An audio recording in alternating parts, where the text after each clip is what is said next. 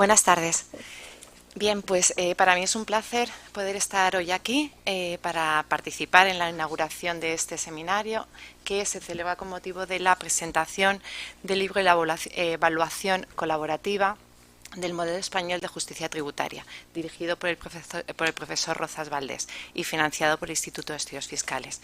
En primer lugar, quiero dar las gracias a la Universidad de Barcelona por acoger la celebración de este acto, dar, por supuesto, la enhorabuena a los autores de este libro, en especial a su director, el profesor Rozas Valdés, y gracias, sin duda, a todos vosotros por asistir hoy aquí y por demostrar de esta manera también vuestro interés en un tema de tanta relevancia como es la justicia tributaria. Bien, pues este libro es fruto del proyecto de investigación que fue concedido y financiado por el Instituto de Estudios Fiscales en el marco de la convocatoria anual de proyectos de investigación. Cada año el Instituto de Estudios Fiscales y en particular la Dirección de Estudios, que es en la que yo estoy, publicamos una convocatoria de proyectos de investigación. De todo esto para cumplir, entre otras cosas, uno de los objetivos del Instituto de Estudios Fiscales, una de las misiones, que es el investigar y también incentivar el que se desarrollen investigaciones en materias relacionadas con la hacienda pública. Los proyectos que se presentan, como digo, es una convocatoria general en régimen de concurrencia competitiva. Estos proyectos, el principal requisito que tienen que tener es que las propuestas tienen que entrar en alguno de los temas prioritarios de investigación que tenemos en el Instituto de Estudios Fiscales, en las distintas áreas de investigación que tenemos en el Instituto, pues ingresos públicos, presupuestos, gastos públicos, por supuesto, derecho financiero y tributario, igualdad de género, sociología tributaria, etcétera. Una vez que se presentan las distintas solicitudes, las mismas son analizadas por dos expertos del Instituto de Estudios Fiscales, como digo, expertos en la materia de que se trate, elaboran sus correspondientes informes, teniendo en cuenta pues, elementos como el interés de la propuesta, los objetivos, la viabilidad del cumplimiento de los mismos, etcétera. A la vista de estos informes se decide sobre la financiación de los correspondientes proyectos. En este caso, el proyecto de investigación que presentó el grupo de investigadores liderados como investigador principal por el profesor Rozas Valdés en el año 2024 cumplía evidentemente todos estos requisitos y por lo tanto tuvo informes favorables para la financiación del mismo. Una vez que recibimos los resultados, la calidad de los mismos fue lo que nos condujo a también decidir la publicación de la investigación que habían llevado a cabo y de esta manera también cumplimos con otro de los objetivos fundamentales, que es difundir resultados de investigación de interés en materia de hacienda pública. Realmente no quiero ya extenderme más. Lo que quiero es, por así dar la palabra a los principales protagonistas, simplemente decir que estoy convencida de que este seminario es desde luego una oportunidad para poder debatir, reflexionar sobre un tema tan importante como es nuestro modelo de justicia tributaria, las posibilidades también que tenemos de intentar mejorar este modelo, que realmente es el objeto de este libro, y desde el Instituto sin duda vamos a seguir incentivando, realizando investigaciones, como digo, incentivando la realización de este tipo de investigaciones, difundiendo también, publicando todas aquellas investigaciones que sean de interés, porque sin duda estamos convencidos de que el conocimiento compartido es la mejor herramienta para mejorar las políticas públicas. Bien, pues muchas gracias. Y José Andrés, por favor. Pues muchas gracias, Belén, por la presentación, al Instituto de Estudios Fiscales por la financiación y la publicación de los resultados, a ti por venir en tren, que ahora es todo un reto, y por supuesto a los participantes en la mesa, a María, a Xavier, a Noelia y a Adrià, por acompañarnos hoy en la presentación del libro y a todos ustedes asistentes al acto. Yo quería simplemente destacar del trabajo que hoy se presenta unas cuestiones en cuanto a la metodología y a los resultados, que creo que es lo que tiene particular interés. Es buena muestra de lo que hemos hecho la representación en esta mesa. Hay una magistrada, un presidente del Tribunal Económico Administrativo Regional y la magistrada, además, en este caso, presidenta del Tribunal Superior de Justicia de Cataluña, de la sección tercera, una representante, abogada jefe, Noelia, del Servicio Jurídico del Estado en Cataluña, y Adrià Redondo, delegado territorial de la Asociación de Asesores Fiscales en Cataluña. Es decir, todos los interlocutores que están entrelazados en el modelo de justicia tributaria. La metodología ha sido de encuesta y de entrevistas, cosa poco frecuente en nuestro mundo. O sea, hasta ahora en esta universidad llevamos 30 años, veo aquí caras como Rafael, que ha participado en esos trabajos, trabajando sobre el modelo de justicia tributaria y ha habido muchísimos trabajos y comités de expertos, etcétera. Pero lo que no se había hecho, y es lo que a nosotros nos parecía interesante, y es lo original, a mi parecer, de esta obra, es preguntarles a los protagonistas. Y hemos colaborado, y además con una muestra representativa. El esfuerzo de coordinación han colaborado, no los voy a leer todos, pero de 7 universidades, cubriendo una muestra representativa de comunidades autónomas, profesores de universidad, interlocutando, en interlocución con pues personas señaladas en todas esas comunidades autónomas en estos ámbitos profesionales. Elaboramos un cuestionario, primero se hizo una encuesta y luego se hicieron 46 entrevistas personales, o sea que ha sido un trabajo, más en un tiempo récord, porque con el instituto hubo que hacerlo en un año, pero bueno, hemos logrado superar el reto, ¿no? ¿Y qué ha sido lo más interesante? Y por lo tanto, Víctor Ginesta nos ha dado el visto bueno, digamos, el politólogo que nos ha ayudado con esta metodología cuantitativa, y para que los resultados, el tratamiento de los mismos, esto tenía que pasar, pero bueno, lo apagaremos oportunamente para que no vuelva a pasar.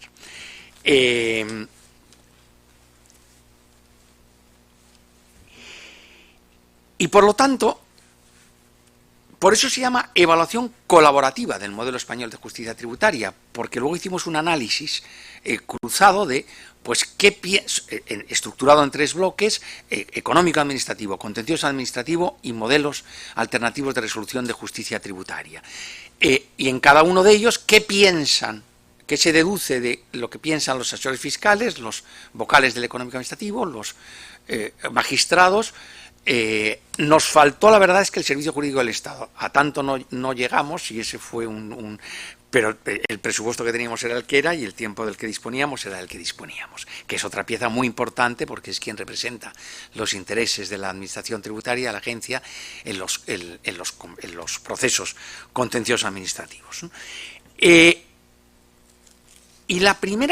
yo diría que la primera sorpresa, o sea, ha habido unas cuantas sorpresas que están en el libro.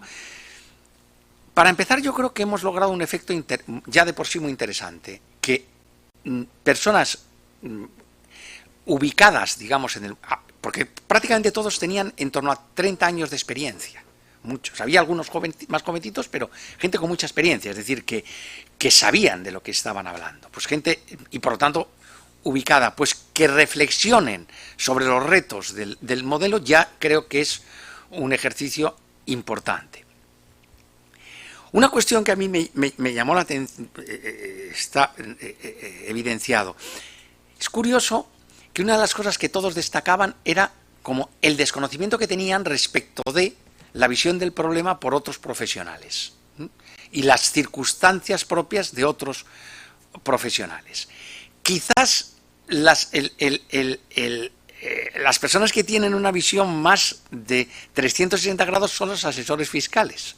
Porque claro, tratan con el económico administrativo, con el contencioso administrativo, con el cliente, con los inspectores, con lo cual es el rompeolas donde toda la tensión verdaderamente tienen una vivencia más evidente de las percepciones y digamos de los sesgos de cada uno de los otros ámbitos, ¿no? Pero esto fue llamativo y todos también expresaban su interés porque hubiera más comunicación, más interacción, ¿no? Y esto yo creo que es un dato significativo.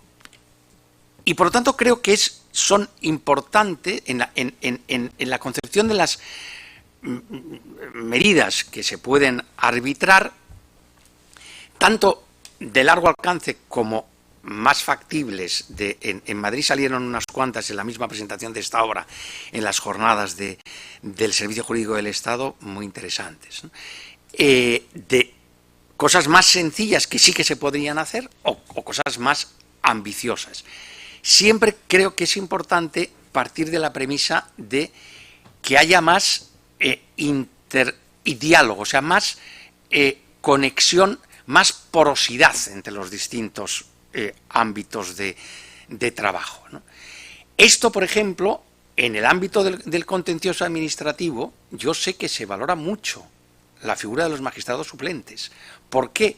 Porque aportan a la visión del juez algo novedoso, o sea, que les enriquece, y es un enriquecimiento mutuo. Y de hecho hay un acuerdo bastante generalizado que uno de los puntos que no sería excesivamente complicado, pero sé que en el ámbito, digamos, en ese ámbito de responsabilidad las respuestas son reacias, ¿verdad, Xavier? Pero a que en el económico administrativo se incorporase un modelo semejante al del contencioso administrativo, o sea, que permitiese aportar a las deliberaciones en los tribunales económicos administrativos visiones de otro ámbito, de otro tenor. Yo eso lo vivo de una manera muy clara en el Consejo para la Defensa del Contribuyente, donde efectivamente coincidimos personas del mundo académico, asesores fiscales, y dentro de la administración tributaria uno piensa que todo el mundo es parejo. Pero es muy curioso, a mí una de las cosas que más me llamó la atención cuando me incorporé al Consejo es la diferencia sustancial que hay entre el mundo de la Dirección General de Tributos, la vocal coordinadora del económico administrativo y los representantes de las direcciones generales de la Agencia Estatal de Administración Tributaria. Tienen visiones no exactamente convergentes, sino muchas veces muy de tensión, ¿no? En cuanto al modelo, yo diré poca cosa, porque creo que lo que tiene más interés es escuchar la perspectiva de cada una de las personas que hoy nos acompañan, sobre qué les sugiere, qué pensarían, qué reflexiones en cuanto a la eventual reforma del modelo, insisto, de corto alcance o de amplio alcance, ¿no? Y para eso es esta modalidad de lo que es un seminario de este tipo. Del modelo económico administrativo yo simplemente diría dos cosas. Yo he evolucionado antes de hacer el estudio una vez que lo hemos complementado, que lo hemos terminado. También por una razón, porque el económico administrativo, y no es por hacerle un cumplido a Xavier, pero en los últimos años ha mejorado mucho. En resultados se han hecho unas reformas muy interesantes. Algunas, no, probablemente. Gracias a ti, entre otras cosas. Pero, no, por ejemplo, cosas que también se han criticado. En el estudio se valoran alternativamente, pero se ha especializado el económico administrativo de un modo, a través de una pequeña reforma que se hizo, pero que ha sido muy útil, que no necesariamente la ponencia de la resolución la haga un vocal del tribunal que está resolviendo, sino que ha habido una distribución de trabajo por especializaciones. Pues eso mejora en eficacia y mejora en celeridad y mejora en calidad de las resoluciones, ¿no? Haber puesto al servicio también de los tribunales administrativos pues la savia nueva de los inspectores recién salidos, pues eso también agilizó. Es decir, ha habido una serie de medidas que han agilizado, que no ha sido poco. Pero claro, sigue pendiente la gran cuestión, que es el tema de la mujer del César, y que no hace falta solo con que sea independiente, que ya lo es, y lo sabemos, porque también se insiste mucho en los revolcones que le pega a la agencia, el Tribunal Administrativo, que son bastante considerables, lo cual demuestra su independencia de criterio. Pero es que también hay que parecerlo. Entonces, yo creo que en esa línea algo se debería de hacer. En cuanto al contencioso administrativo, es un tema más complejo, desde el punto de... O sea, es porque en derecho comparado, prácticamente todos los sistemas han evolucionado.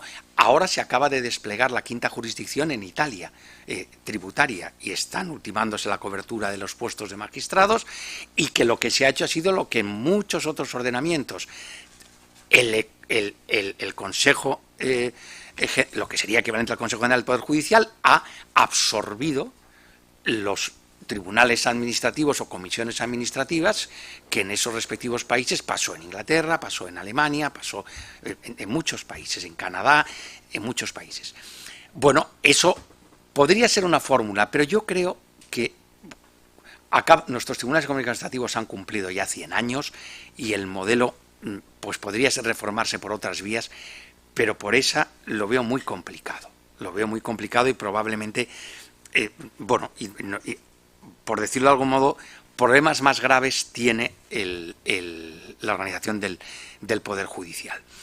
Pero lo que sí parece bastante evidente, incluso los propios magistrados están de acuerdo, es que el modelo de formación de los magistrados del contencioso administrativo tendría que evolucionar de algún modo o complementarlo de algún modo. Y cada vez la materia tributaria tiene una complejidad mayor.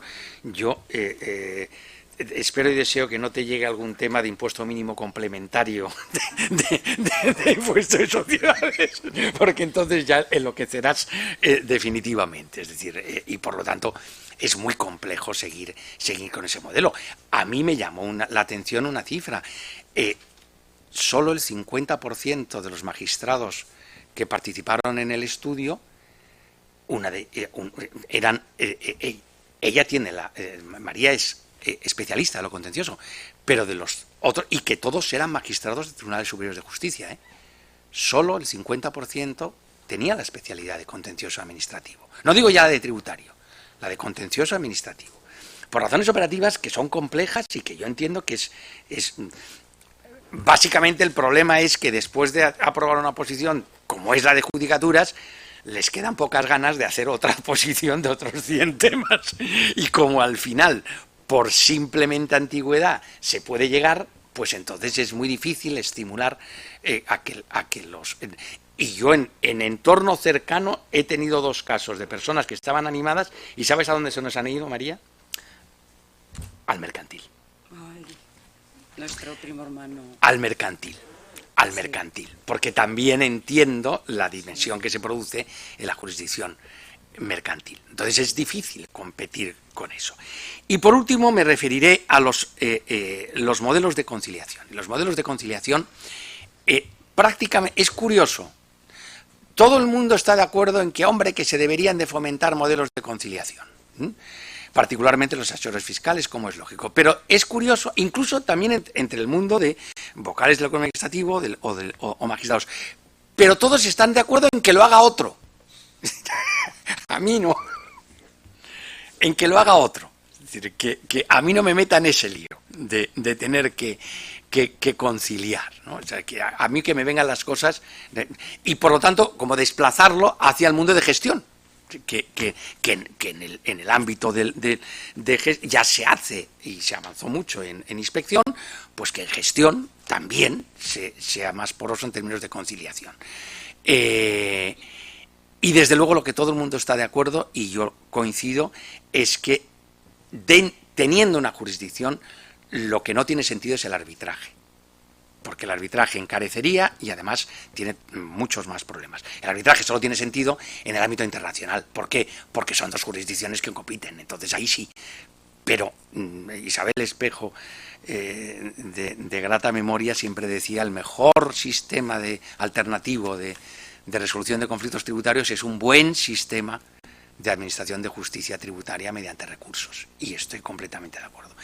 Y con esto, pues, doy ya directamente a María. Belén. Sí. Muy bien.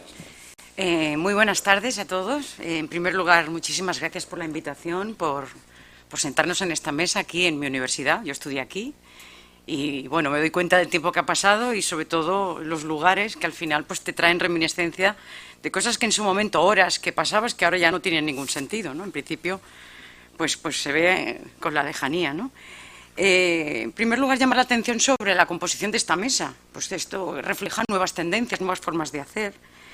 Ninguno de los estudiosos y practicantes propios del más amplio sentido del derecho tributario y de su práctica procesal pueden vivir e interactuar en una limitada pequeña madriguera. El hecho de que nos sentemos aquí cada uno en su papel y someternos a examen, a crítica, y en algún momento es posible con cierto escarnio, pues es ya un ejercicio, ¿no?, de transparencia, de publicidad, de un cambio de tendencia, ¿no? Existen múltiples y actualmente casi inabarcables canales de expresión y que no deben llevarse ni a la banal complacencia ni tampoco a la humillación. Tenemos que pensar que existen puntos intermedios de abordaje de la situación. En este caso, someternos a técnicas de evaluación sobre el modelo de justicia tributaria significa amplificar, ¿no?, el fenómeno. No solo verlo desde el punto de vista de los jueces y tribunales, que somos los últimos actores, sino también verlo desde procesos anteriores, ¿no?, y analizar cómo se produce esa llevanza, ¿no?, hasta el final. Yo me gustaría coger el testigo y romper un poco el diálogo que quede bien, ¿no?, y coger el testigo que nos plantea José Andrés, en cuanto que, claro, represento la justicia tributaria, ¿no?, represento un poco pues ese último escalón en el que ya viene el problema, no completamente desbridado, sino muchas veces más enmarañado todavía. ¿Por qué? Por el paso del tiempo, por situaciones de la realidad que no son ni pensadas por un legislador. Nosotros tenemos instrumentos, pero no son ilimitados, no son flexibles y muchas veces están desfasados. No podemos hacer, ni construir, ni convertirnos en colegisladores, ni mucho menos. Eso se trataría pues de romper aquel aforismo o el juramento al que nosotros estamos obligados, ¿no? Para nosotros el principio de legalidad y el sometimiento es un vector, es el eje transversal, ¿no?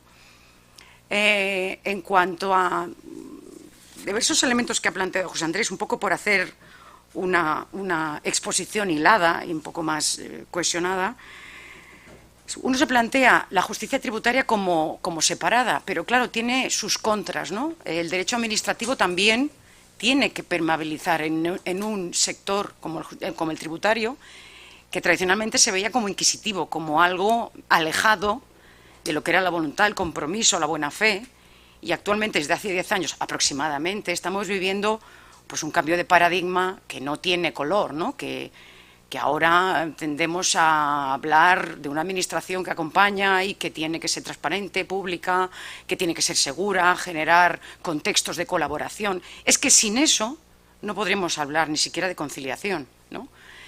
Por otra parte, la justicia tributaria no es solo la justicia de un determinado sector, ¿no?, que pudiéramos llamar pudiente.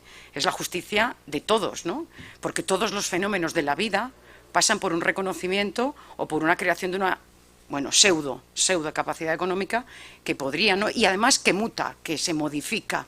No podemos decir que los contextos personales, vitales de cualquier ámbito económico y personal tienen que quedarse estáticos y ser claramente, digamos, bañados por una ley que lo recoja todo. No, ni mucho menos. Es que nosotros cada semana vemos fenómenos que están fuera de un legislador que ni los pensó. Cualquiera de las leyes que ustedes se puedan imaginar está totalmente desfasada en los contextos que nos plantean, ¿no? Por lo tanto, es importante esta labor de interacción porque nosotros podemos entender los problemas que nos ocurren, ¿no?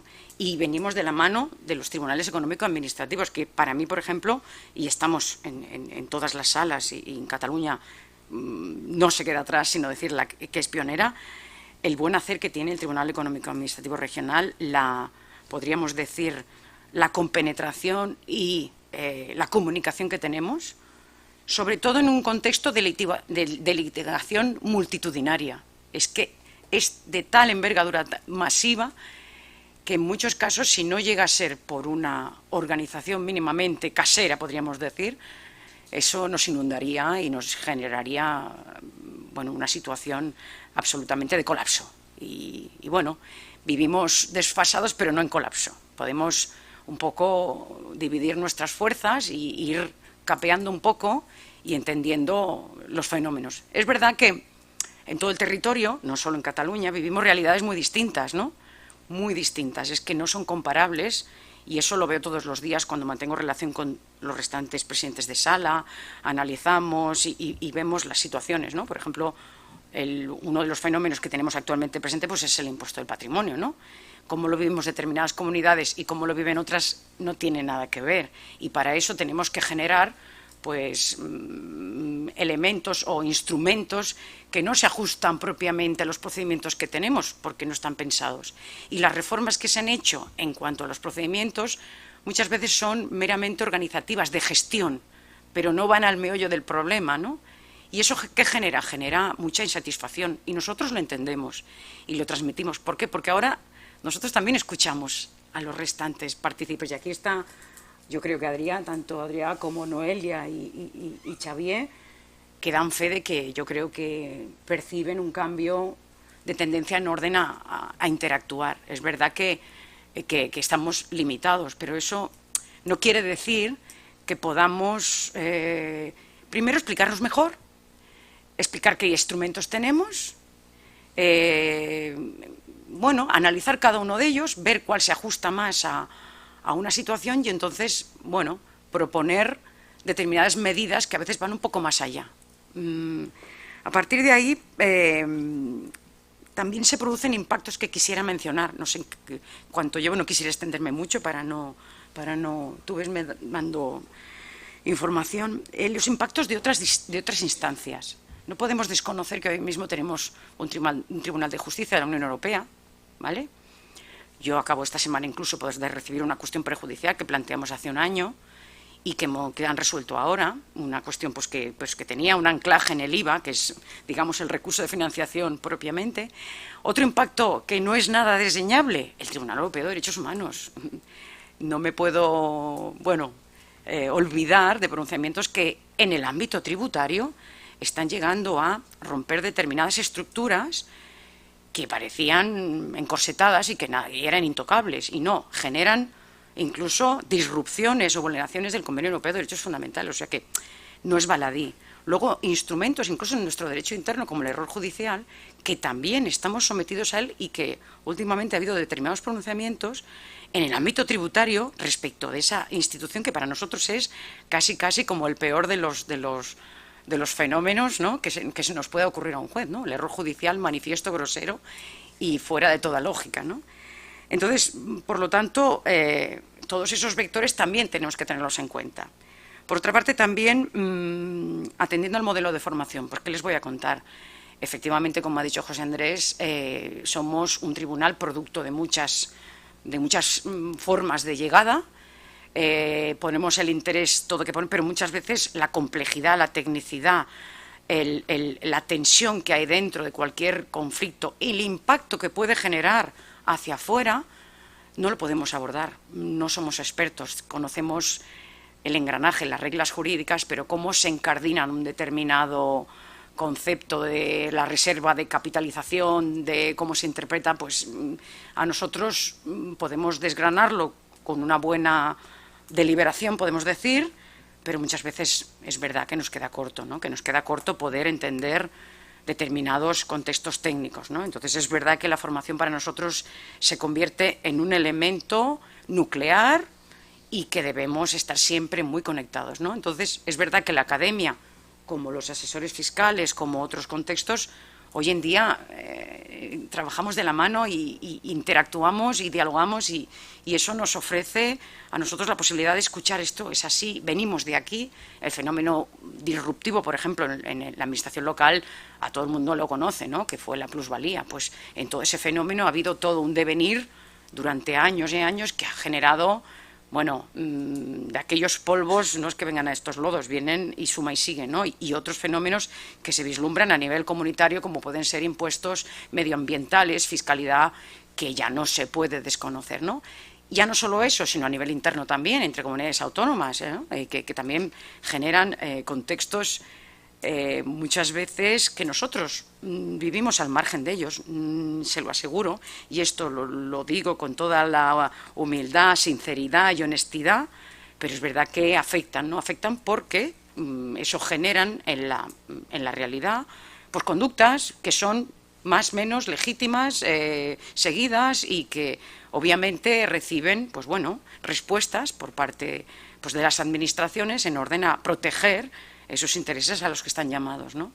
Entonces, desde aquí, pues sí que es cierto que llamo a este análisis, un análisis riguroso. Yo fui sometida a una de las pruebas y es verdad que en los años que llevo pues en la sala, intentando liderar un equipo cohesionado, que quede fuera y al margen, pues que pueda entender las dinámicas, que analice los conceptos tal y como vienen de la dogmática, que los intente llevar al momento actual y que intente más o menos, ¿no? Y atender también a las interpretaciones que nos ofrecen tanto las instancias superiores como incluso la práctica diaria, ¿no? Y eso nos ha llevado muchas veces a movernos en pasos hacia adelante y pasos hacia atrás, ¿no? Es decir, a veces nos encontramos con decir esto está suficientemente maduro como para decir, ¿no?, que la ley y el legislador quiere esto, y otras veces decimos esto en un momento actual es demasiado inseguro, no tiene soporte ni anclaje ni en la ley, ni en los principios, ni tampoco genera una ruptura que tú tengas que proteger a nivel de indefensión o de derechos fundamentales, y eso nos conlleva ese sopesar jurídicamente a contextos tanto vitales como económicos, ¿no? Por otra parte, estamos muy en contacto con el ámbito mercantil, no cabe duda, ¿no? Los procesos mercantiles actualmente, incluso con el concurso de la persona física, la exoneración del pasivo, ¿no? Eso nos genera a nosotros pues, nuevos contextos que no fueron pensados, ¿no? Cómo esa situación también impacta en la agencia tributaria, ¿no? Y incluso en Barcelona también tienen esa contextualización muy pro contacto y tienen pues ese buen hacer de poder, también desfasados con otros complejos problemas que se producen, ¿no? Entonces, eso conlleva, ¿qué conlleva? Pues una red débil, pero lo suficientemente flexible como para ir admitiendo estos procesos de cambio sin esperar a veces, o a veces por resignación, que el legislador nos responda, ¿no? ¿Eso qué ocurre? Pues bueno, si el legislador no responde, pues estás fuera de onda, ¿no? Fuera de aquel ropaje, podríamos decir, que nos brinda seguridad. Y ya no solo a nosotros, sino a ustedes que van antes, ¿no? Tanto a la academia, como a los profesionales, como a la abogacía del Estado, como al TEAR a la hora de resolver, ¿no? Entonces, un poco esta es mi reflexión, ¿no? Mantener siempre bueno, esa flexibilidad que nos otorgue la posibilidad. También les entiendo, no lo vemos todo, y ojalá, ¿no? Tenemos que tener la sensibilidad, la capacidad muchas veces de pararnos ante un determinado conflicto y ver, y eso requiere un conjunto de circunstancias, un planteamiento sano, directo, honrado y que sea expositivo de la situación, que eso no siempre se produce, y a partir de ahí que nosotros podamos recoger el testigo y analizarlo de una manera coherente, ¿no? Con los paradigmas que tenemos hoy de buena administración, de confianza legítima, de seguridad jurídica, que eso, claro, eso es nuestro bagaje, nuestro instrumento, ¿no? En definitiva, agradezco este trabajo que realiza la academia, la universidad, el Instituto de Estudios Fiscales, porque revela lo que nosotros estamos diciendo muchas veces de una manera poco ordenada, ¿no? Como la generación de la segunda instancia, como la necesidad de que exista una segunda instancia para las sanciones, como la necesidad de que el ámbito sancionador se mueva en contextos propios del derecho a la tutela judicial efectiva. Y solo muchas veces, desde que se ve aquí, pues tiene el rigor, digamos, y el anclaje que necesita, ¿no? Por eso, muchas gracias, José Andrés, por darme la palabra y un placer acompañaros. Gracias a ti, María. Bueno, pues a continuación, Xavier, yo te quería hacer una pequeña provocación de un resultado del estudio que a mí me sorprendió. Se nos ocurrió preguntar ¿qué les parece la ejecutividad del acto tributario? ¿Tendría sentido que se pospusiera a la resolución en el económico administrativo? Y curiosamente tuvo más receptividad de lo que yo había pensado. incluso entre personas de la administración, cosa que me sorprendió, porque claro, eso obligaría a trabajar con celeridad y luego lo que ha pasado, María, tú lo sabes bien, es que el Tribunal Supremo acaba de decirte si la administración está de acuerdo en suspender la ejecutividad, pues oiga, en el contencioso que continúe. Sí. Entonces, eso, claro, requeriría un periodo de transición complejo desde el punto de vista de tesorería, pero sería un cambio interesante. Xavier, cuando quieras. Hola, gracias.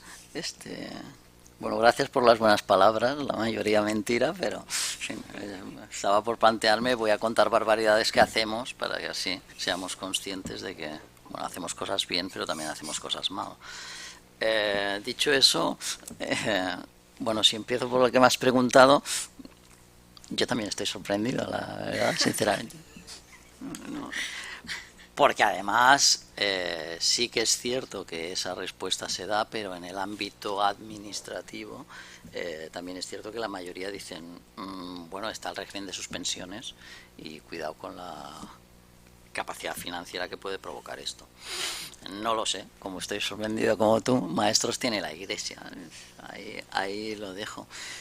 O sea que no me voy a pronunciar, es un tema que no... En fin, dicho eso... A ver, los tribunales económicos administrativos, yo soy muy crítico en cuanto a la posibilidad, muy crítico quiero decir, que ya no confío, ¿no? Como tú has dicho, hay mucha gente de más de 30 años en las encuestas, entre los que me encuentro, ¿no? Porque ya llevo 30 y no sé cuántos años en la administración. En el tribunal llevo la torta también, quiero decir que soy como una piedra allí, como una, bastante, en fin... entonces, claro, uno ha vivido tantas cosas y dice, ¿ha habido alguna modificación estructural en todos estos años, a pesar de los artículos y estudios e informes? Y bueno, la respuesta es no, modificaciones estructurales. Seguimos igual que hace, bueno, 100 años quizá, que es nuestra Constitución, es decir, que tenemos 101 años de vida, ¿no? Ahora 102. Quiero decir que medidas estructurales yo ya he dejado de confiar. Probablemente porque, aunque no lo parezca, en fin, ni nos conoce nadie allá afuera, salvo el mundo tributario. Es decir, yo si voy a un lugar donde no me conozcan mucho y me preguntan en qué trabajas, si digo primera opción, inspector de Hacienda, en fin, la cosa se pone bien, ¿eh? Ahora, si digo que estoy en el Tribunal Económico Administrativo, ya te miran con los caras de, ¿qué dices? Eres juez, ¿no? Que esto viene al tema de la denominación de los tribunales. Eres juez, digo, bueno, es complicado, dejémoslo en inspector de Hacienda y ponte firme y punto, ¿no? Quiero decir que somos pequeños, ya no solo allá afuera, sino también dentro de lo que es el propio ministerio. El Tribunal Económico Administrativo es una gota de agua dentro de un mar de organismos, el cual más importante es la agencia tributaria, tanto, sobre todo, porque la agencia tributaria es la que genera los ingresos de los cuales, en fin, la red pública puede funcionar, ¿no? Entonces, dentro de ese mundo de microorganismos o gran organismo que es la agencia y el resto de organismos más pequeñitos, pues en fin, las prioridades incluso dentro del ministerio son otras, y básicamente el económico administrativo es poco prioritario, lo cual no digo ningún secreto, en tanto que se ve porque nunca ha habido un cambio estructural serio, ¿no?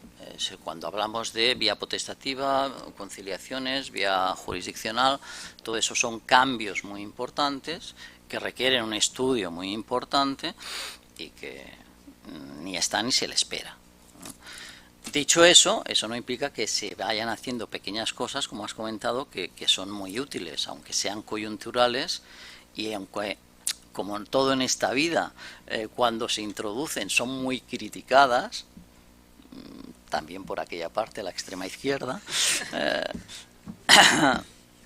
pero bueno, que al final funcionan, y si uno mira los resultados, pues quizás haya de convenirse que no eran tan mala idea, aunque sean coyunturales. Eso también llega a una cronificación de las medidas coyunturales que nunca se convierten en estructurales, ¿no? Quiero decir, o sea, ¿cuál es nuestra principal misión? Resolver en plazo. Todo lo demás son tonterías. O sea, bueno, y intentar hacerlo lo mejor posible, eso también estaría bien. pero nuestra misión es resolver en plazo. Es decir, si le preguntaras a cualquier cosa, todas estas cosas están aquí dentro en el libro.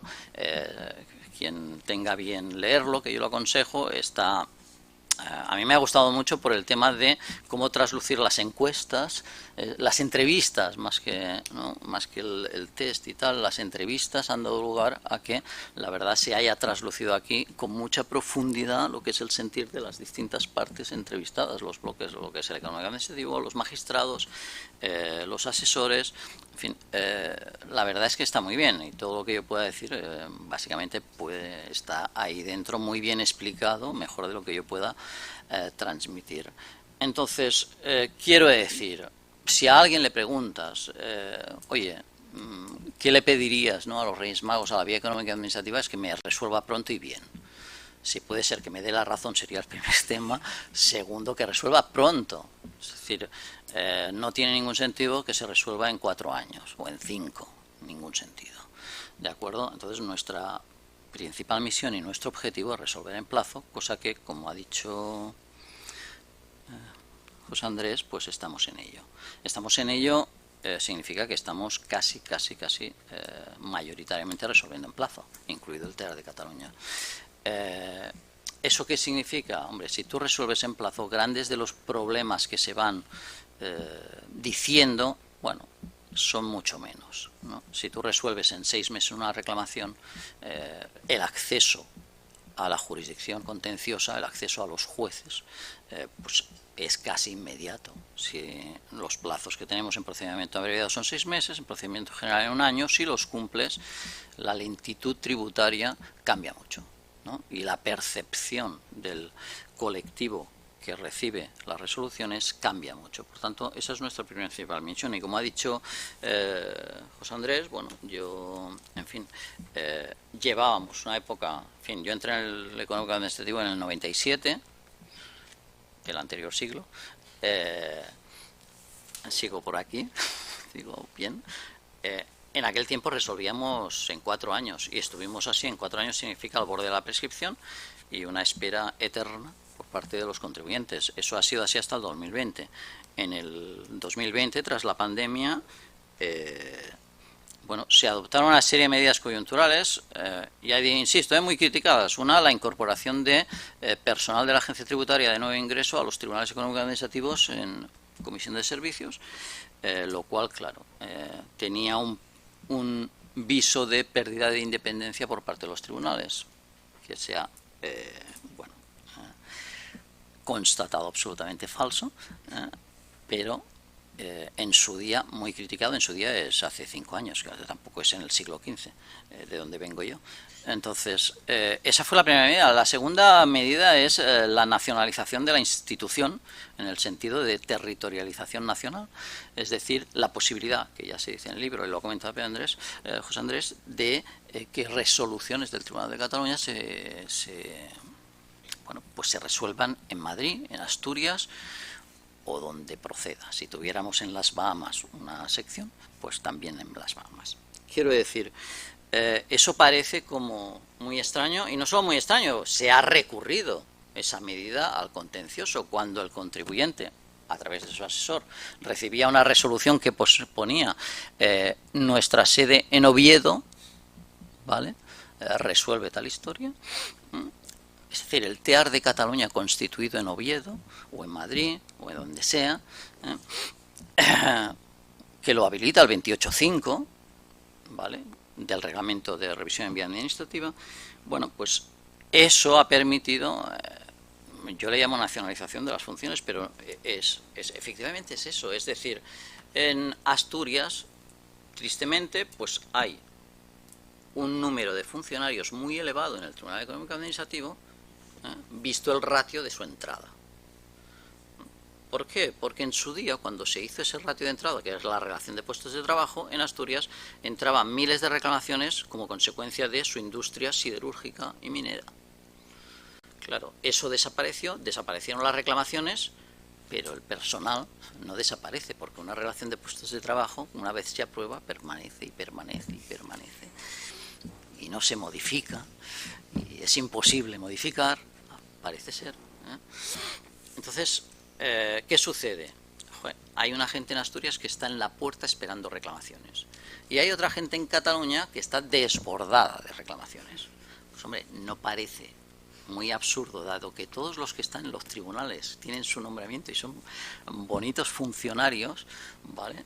Funcionarios que pues serán inspectores de Hacienda, serán lo que sea, aún no hay profesionales incorporados, y de eso sí oposición frontal por mi parte.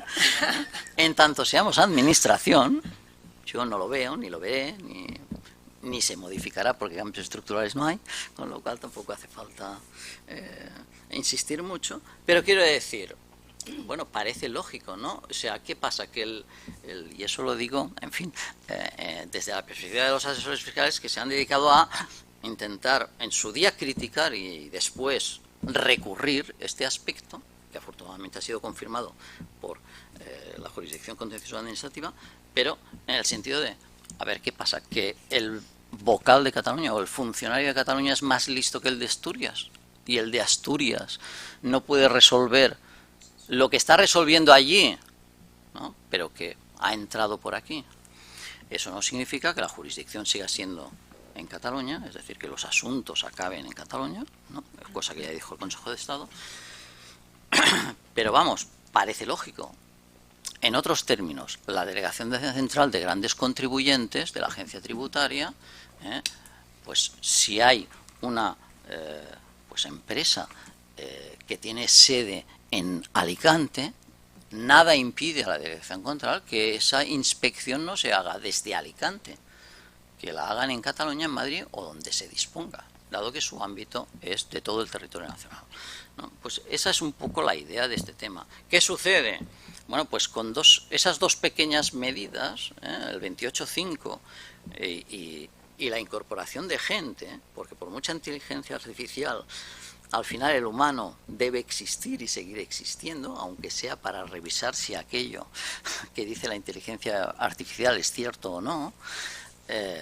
Bueno, pues con esas dos medidas, desde el 2020 al 2025, hemos conseguido pues pasar de resolver a 4 años a pasar a resolver prácticamente en plazo en la práctica totalidad de tribunales. Quiero decir que en ese sentido, bueno, pues hay una mejora muy sustancial que yo creo que hace que nuestro papel, en fin, se cumpla, o para el que hemos sido creados. Dicho esto, que ya me he enrollado bastante, bueno, en el libro se habla de ciertas cosas que está muy bien, y bueno, se puede ver denominación de los tribunales. Bueno, no tiene importancia, efectivamente nos llamamos tribunales, ese nombre podría cambiarse. Yo soy partidario de en fin, lo que se dice también en el libro, crear una agencia independiente del Ministerio de Economía, separarnos tipo del Ministerio, bueno, de la Secretaría de Estado de Hacienda, ¿no? Separarnos de lo que es ministerio, crear más independencia, dotarnos de presupuesto, en fin. Sí, soy partidario de eso, ¿no? Y eso llevaría a un cambio de nombre, ¿no? Una agencia de resolución de conflictos económico-administrativos, tributarios y no tributarios, de todo tipo, en fin. Bueno, ¿es relevante? No, al final la denominación lleva 100 años, no pasará nada si seguimos llamándonos. A gente le gustará, yo siempre, Navarro Sánchez siempre critica el tema de, si cuando le escuchas, ¿no? Magistrado del Supremo, el tema de que nos llamemos tribunales. Y que nos llamemos también, pretendamos ser jurisdicción, aún menos en derecho comunitario, que no, actualmente, salvo cambios que se puedan hacer, ¿no? Entonces, bueno, más importante es esto de la potestativos, no potestativos, transformación jurisdiccional. Bueno, yo creo que transformarlos. Las dos medidas implican, bueno, esto de los tribunales de economía, insisto, si resuelves en plazo esto, yo creo que no tiene recorrido. Si no resuelves en plazo, todas las medidas son buenas. Entonces, el ser potestativos o no, yo me remito a lo que sucedió cuando se quitó la competencia a los tribunales económicos administrativos del ámbito local, ¿no? Es decir, claro, si pensamos en los grandes despachos y en los grandes asuntos, ¿vale? Pues en fin, el gran despacho quiere que desaparezcamos. Bueno, porque quiere ir a la jurisdicción directamente, cuanto antes, etcétera. Pero yo, en fin, uno habría de pensar cuando va en coche por Barcelona a 38 por hora, 38, una velocidad de vértigo, y se le ocurre pasar por cualquier esquina donde esté cerca un colegio. bueno, todos sabemos que multa que te crió. Límite 30, ha sido a 38, entonces, bien, 200 euros. ¿Es susceptible de reclamación de recurso de ese ámbito local? Pues todo el mundo sabe que esas pequeñas cuantías estás muerto, porque la solución la tienes en la jurisdicción contenciosa, que vale una pasta. Abogado, procurador, condena en costas, en fin. ¿Qué sucedería en el caso de vía potestativa o transformación jurisdiccional, que significa que desaparición? Bueno, yo creo que no tiene mucho sentido si pensamos en el pequeño contribuyente. De hecho, la creación de los tribunales económico-administrativos locales, algunos con este nombre, como en Hospitalet, que han mantenido el concepto de tribunal, otros con otro nombre. En cualquier caso, eso demuestra que cuidado con lo que hagamos con estas vías, porque, bueno, como dicen por ahí, ¿no? ¿Cuántas reclamaciones entran cada año? Se interponen 230.000 a nivel de toda España. No está mal, quiero decir, suprímenos, y de esas 230.000 no se irán al contencioso. No se irán porque la mitad es de cuantía pequeña y están muertos. Muertos. Quiero decir que esa es la realidad. Entonces, lo de potestativo se dice, es decir, bueno, que tengan la posibilidad de, bueno, ya se dice en el libro, se puede saltar la vía administrativa de los regionales yendo directamente al central cuando la cuantía es superior a 150.000, pero se utiliza muy poco. La gente parece que quiera. Cuantas más instancias, más posibilidades de victoria. Cuantos más locos vean mi asunto, más posibilidades que alguno me dé la razón, ¿no? Con lo cual, el tema de potestativo es dejar las cosas igual y que los grandes despachos, eso sí, podrán elegir su vía. Los pequeños, en fin, grandes despachos me refiero a grandes contribuyentes, al final, más que gran despacho, el tema es gran contribuyente, ¿no? De hecho, un tema curioso, impuesto de patrimonio. Acaba de ser una sentencia del Supremo que vuelve a decir que la vía del recurso de reposición en ámbito local es inútil cuando se alega inconstitucional y puede saltarse. Y en esta última sentencia también habla de las reclamaciones. También pueden saltarse si solo alegas inconstitucionalidad, como sucede en el impuesto de patrimonio. Y en nuestras resoluciones, que salen en masa, porque llegan en masa y es un tema que no podemos decir nada, decimos, oye, por cierto, el Supremo dice que te puedes ir directamente al contencioso, no me molestes, que ya tengo bastante trabajo con este asunto, si yo no lo quiero. ¿Qué voy a decir de la inconstitucionalidad de patrimonio? Nada. No puedo decir nada. Lo dirá quien pueda plantear una cuestión de inconstitucionalidad, o quien sea, pero nosotros no. Entonces, lo decimos en nuestras resoluciones. ¿Alguien se va directamente al contencioso con este tema? Pues no. ¿Qué cosas, eh? O sea, somos inútiles para lo que, en fin, para lo que nos interesa en el fondo, ¿no? En este tema, porque queremos entretener la materia, supongo, el mayor tiempo posible, hasta que el Tribunal Constitucional decida, dentro de su ámbito de trabajo, pronunciarse. Quiero decir que, bueno, entonces, bueno, lo de potestativo jurisdiccional, bueno, yo creo que si resolvemos en plazo, en fin, como se ha dicho, el porcentaje de estimación está en un 47% según las memorias. Eso también conorta con la independencia de los tribunales. Quiero decir que lo cual también se correlaciona con el siguiente tema, independencia de los tribunales, no cabe duda. Ahí sí que se pueden hacer reformas. O sea, debería reformarse. Suprimir la segunda instancia, yo estoy absolutamente a favor. Igual que estoy a favor del tiro único, por ejemplo. Pero, en fin, estoy tan a favor que no sirve para nada. Pues, obviamente, la doble instancia, no tiene ningún sentido. Si hay un órgano administrativo que se ha pronunciado y confías en él, ¿por qué la posibilidad de que la administración se vaya al central a volver a discutir y posibilidad de revocar? Bueno, no debería ser eso, se le debería dar una vuelta, efectivamente.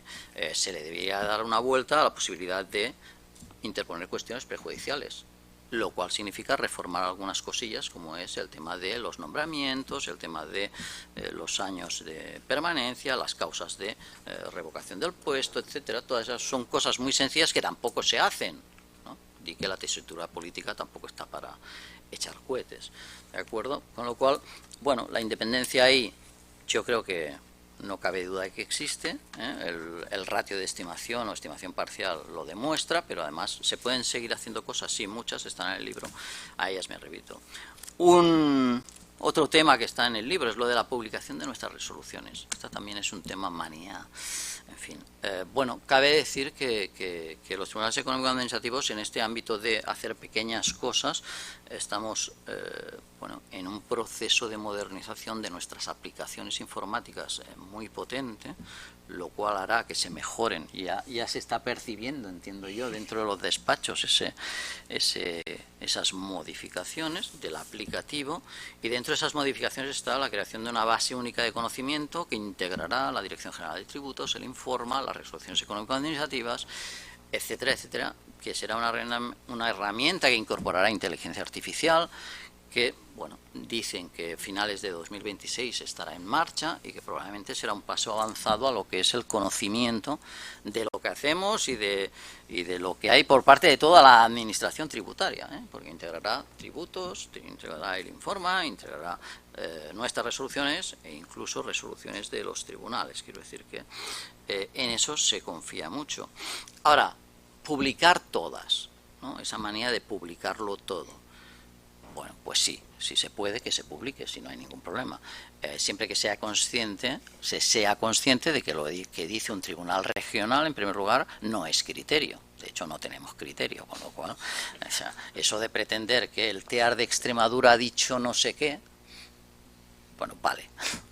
Pero a mí lo que diga el central bien, lo que digan los demás, si la ley general tributaria dice que no es doctrina, pues bueno, lo ha dicho un regional con todos los respetos del mundo, pero no significa que otro regional pueda decir lo contrario, y ahí está la unificación de criterio por parte del central. No, ¿qué problema tiene la publicación a mi modo de ver? ¿Se puede publicar todo? Bueno, el trasblanqueo y tal tiene un tema de coste que se puede superar. Digamos que este tema ha sido planteado también en los tribunales, y la Audiencia Nacional bueno, ha dicho que está bien como está, no se tiene que publicar todo, sino lo esencial, y lo esencial es sobre todo lo que diga el central y lo que sea doctrina, eso debe publicarse. Ahora, pensemos que si entran 230 reclamaciones, salen 250 reclamaciones cada año. En 4 años, en la base de conocimiento, tenemos 1 millón de reclamaciones. Así de claro, 1 millón de reclamaciones, el 70% tienen interés. Ahora, manejar una base de datos con 1 millón de reclamaciones para buscar algo, en fin, no sé hasta qué punto eso es, quiero decir, no sé, acabamos de sacar 10.000 reclamaciones, se dice pronto, de un mismo tema, la tasa de embarque en los puertos de por aquí, que no sabía ni que existía. No sé por qué tengo que tratar también esos temas, que después van aquí a María. Quiero decir, 10.000, todas iguales. Mucha ciencia, eso sí, 50 páginas, todo lo que quieras. Bueno, publica una, 10.000, ¿qué sentido tiene?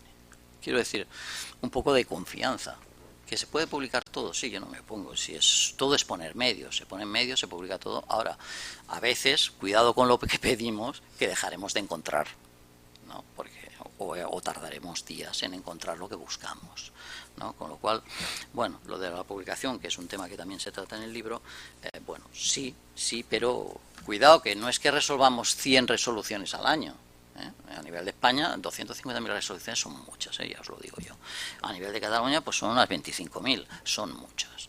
Y evidentemente no todas son de gran ciencia. Las del impuesto de patrimonio, que dicen inconstitucionalidad, ¿qué ciencia tienen? Cero. O sea, ¿y cuántas hay? Pues no sé cuántas hemos fallado en el 2025. 3.000 fácilmente. Bueno, en fin, en definitiva, y ya me callo por no alargar la cosa, que ya estamos fuera de tiempo, como me dice. Bueno, el libro a mí me parece fantástico, la verdad. Hay que felicitar a José Andrés porque está muy bien. La traducción de las entrevistas al papel es magnífica, se ponen de manifiesto todos los problemas que existen, y que, bueno, salvo alguna cosa que sí que es impactante, como la que ha hecho referencia de no suspensión y sí inejecutividad de los actos hasta que nos pronunciemos, que tampoco sería tan grave. Yo supongo por eso no se ve tan mal si resolvemos en plazo, porque si uno resuelve una reclamación en 6 meses, que no se ejecute en 6 meses tampoco parece tan grave, pero en fin, yo confío en el sistema de suspensiones. Ya sé que Adriano, pero ahí está. Gracias. Muchas gracias, Xavier. Pues a continuación, Adrián, yo también te quería plantear como de introducción un tema que sale en el libro y que ahí también hay un cierto acuerdo generalizado, salvo desde la Dirección General de Tributos, que es en la supresión, que no está en el libro, pero yo lo sé, que es la supresión de esa extraña sala de unificación de criterio que por lo visto se reunió una vez, aunque hay quien dice que en realidad no se llegó a reunir. Y que además está en el corazón de la sentencia Santander, con lo cual, pues hombre, ya te han dicho que eso no puede ser juez y parte, y hay una idea que yo creo que tendría mucho más interés y mucho más recorrido, porque la sala en sí parece razonable, pero que mezclarla con el artículo 12 de unificación de doctrina, de resoluciones, y de tal manera que no es que se reuniese por recurso excepcionalmente, sino que hubiese, pues como una comisión de codificación, pues una comisión de interpretación que periódicamente resolviese cuestiones que están pues y en las que se pusieran de acuerdo la Dirección General de Tributos, el Económico Administrativo, y emitiesen una orden ministerial de unificación de criterio, de esas que también están en el artículo 12, pero que ni las hay ni se las espera. Entonces, ahí sí que hay un acuerdo también de todas las partes. Pues cuando quieras, Adrián, gracias. Absolutamente, es que no tengo nada más que añadir al respecto. Yo creo que la pregunta es para que el colectivo que se opone a la utilización de mecanismos de este estilo, porque realmente me parece procedente y razonable al 100%. Y así lo trasladé cuando tuvimos la pequeña entrevista, ¿no? Primero de todo quiero agradecer la oportunidad de estar aquí, que no se me olvide. Pero ha habido un par de alusiones del Tribunal Económico a las que quiero contestar con todo mi respeto.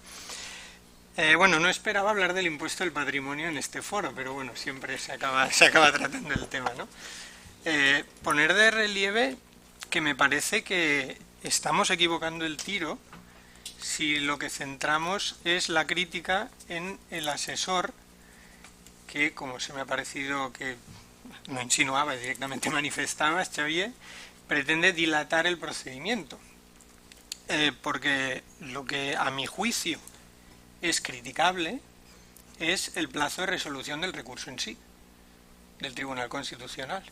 Máxime cuando tenemos un comparativo prácticamente idéntico, que es el impuesto de grandes fortunas, que se resolvió en un tiempo récord. Entonces, esta es la disfunción que origina todo el resto.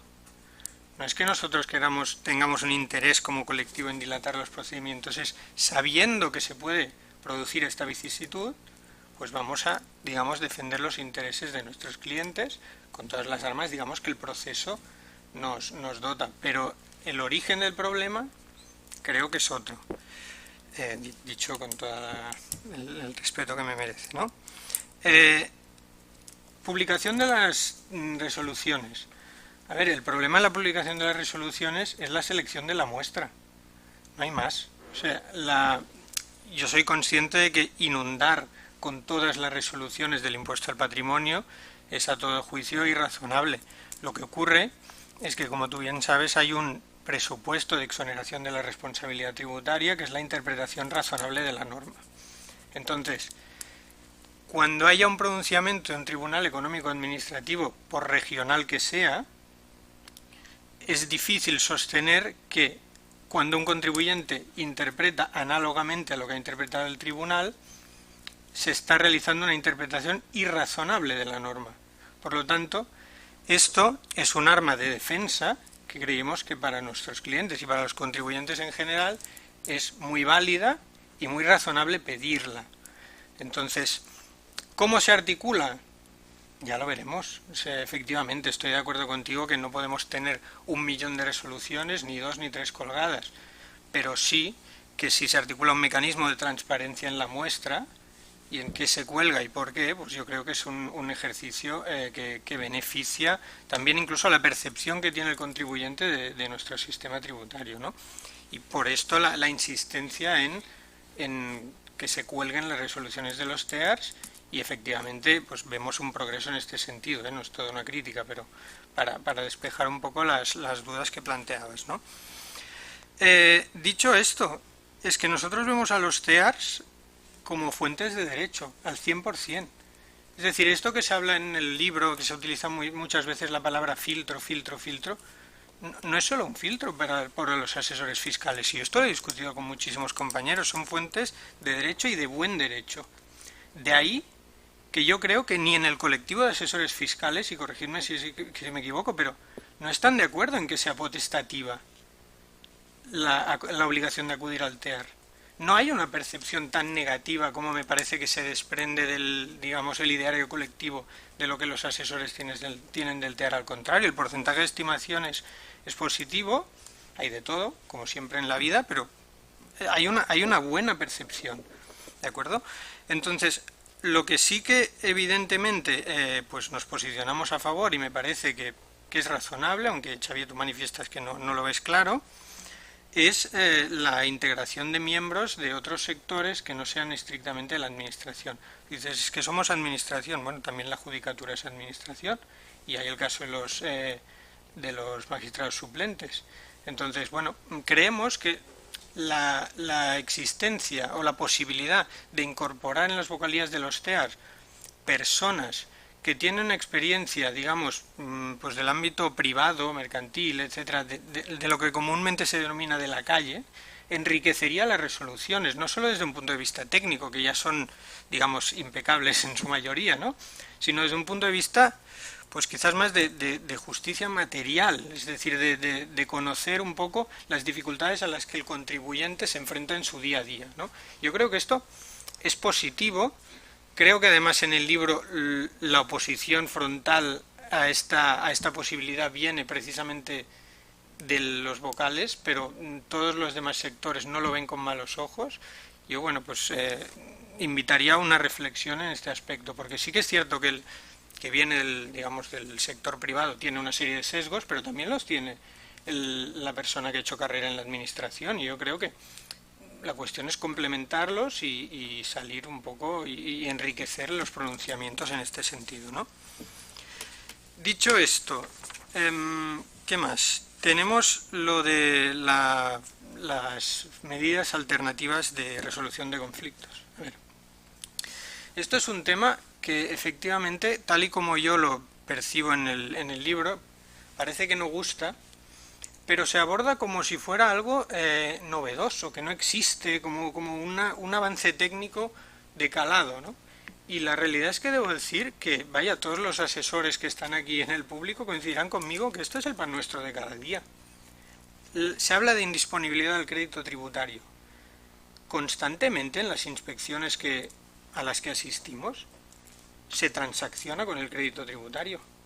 Esta es la realidad.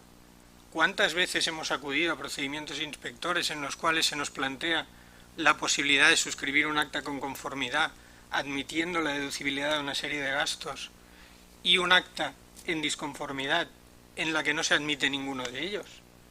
Esto se produce en el día a día, y los propios asesores nos prestamos a esto. Quiero decir, cuando tú entras en una inspección ya sabes que es posible que se te vaya a producir esta posibilidad de elección. ¿Qué es esto sino disponer del crédito tributario? Entonces, mi visión respecto a esto, y no digo que sea la de todos los asesores, hablo de mi criterio en este caso, es hagámoslo con luz y taquígrafos, que se vea, que esté reglado, porque ahora mismo da una sensación de opacidad que cuando tú la transmites incluso al contribuyente, genera una percepción negativa del funcionamiento del ordenamiento tributario, porque al final es muy difícil explicar a un ciudadano: oye, mira, ¿sabes qué? Si firmamos en conformidad, todos estos gastos que desde un punto de vista técnico parecerían razonables, dejan de serlo si decidimos recurrir esta resolución. Esto, que a priori que se está produciendo, insisto, día tras día en todas o en la mayoría de las inspecciones que tenemos encima de la mesa, pues yo creo que sería valioso establecer un mecanismo transparente, regulado, insisto, con luz y taquígrafos, para que pudiéramos, digamos, tener lugar en estas transacciones, pero siguiendo una normativa transparente y a la vista de todo el mundo. Entonces es lo principal que me ha sorprendido del planteamiento de las medidas alternativas de conflicto. Algo que se plantean como si fueran algo que nunca ha existido o que, digamos, que vayamos a innovar en algo. Pero ya os digo que en realidad, y yo creo que la mayoría de actores que estamos aquí, es algo que se produce a diario. Formación de jueces, personal de la Administración, Tribunal Económico Administrativo. A ver, aquí voy a hacer, si queréis, un autoguiño a la institución en la que represento. Yo creo que aquí muchos de los intervinientes en la mesa pueden atestiguar que la Asociación Española de Asesores Fiscales aboga por la formación continua, no solo de sus asociados, sino de todos los actores del derecho tributario. En este sentido, pues, tender un poco la mano, quizás a la Administración, que es la pata que nos cuesta un poco más traer a la mesa, sobre todo a los órganos de inspección, que nos interesa muchísimo conocer sus criterios, nos aportarían un valor añadido elevadísimo en los foros y congresos que organizamos.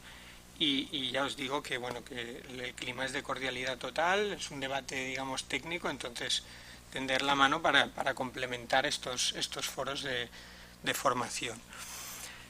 Respecto a la jurisdicción contenciosa administrativa, a ver, se habla de la posibilidad de establecer una rama específica de las salas de derecho tributario. Esto, yo consultándolo con distintos compañeros, no lo acabo de ver, yo no lo comparto, pero hay muchas opiniones al respecto en el sector. ¿Y por qué no lo comparto? Por un motivo que es el siguiente: cuando un abogado, cuando un letrado acude a la jurisdicción contenciosa administrativa, va en búsqueda, en muchas ocasiones, de una resolución, digamos, no tan desde un punto de vista de derecho positivo y tan pragmática como las que muchas veces nos encontramos en los órganos económicos administrativos, sino más fundamentadas, si quieres, en los principios de derecho del derecho, principios generales, etcétera. Es decir, notamos que esta formación, que no viene desde su origen, digamos, viciada por la normativa tributaria, tiene un impacto en la resolución de los casos que planteamos y los enriquece.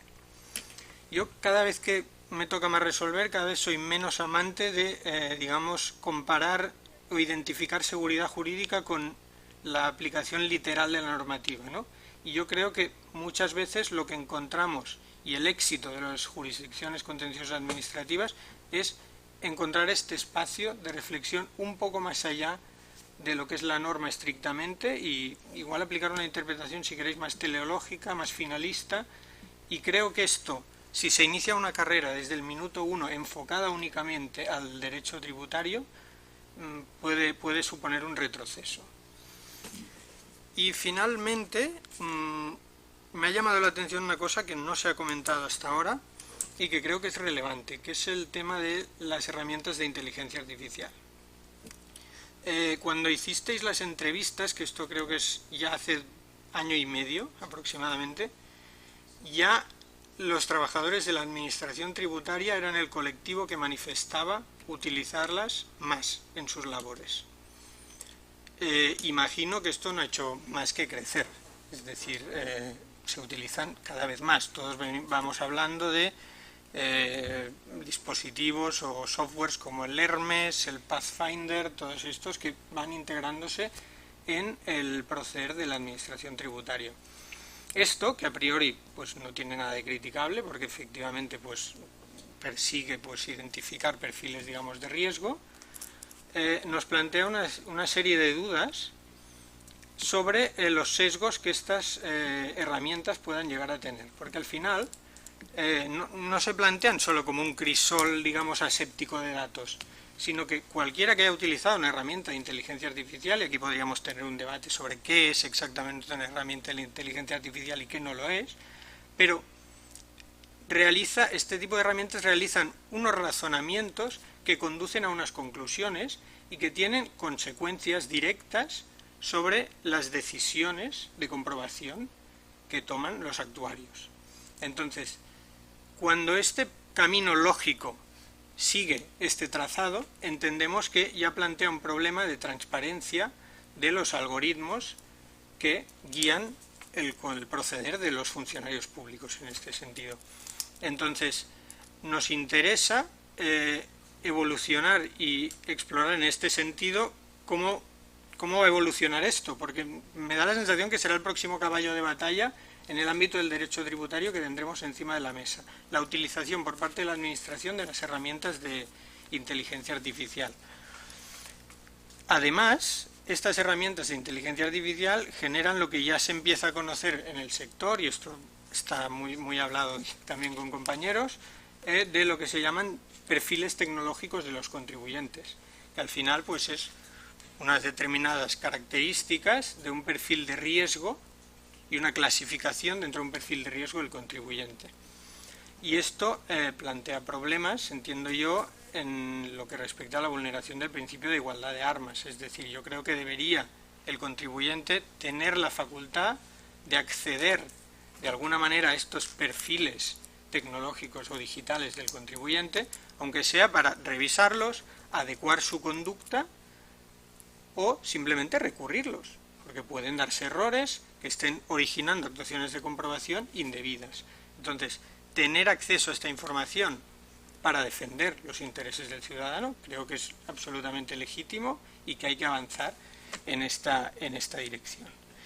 Y bueno, básicamente estos eran los temas, nada más por mi parte. Muchas gracias, Ignacio. Y terminamos con la Abogacía del Estado, el servicio jurídico de la Agencia Estatal de Administración Tributaria, que, digamos, más discretamente tiene un papel esencial en el funcionamiento del sistema.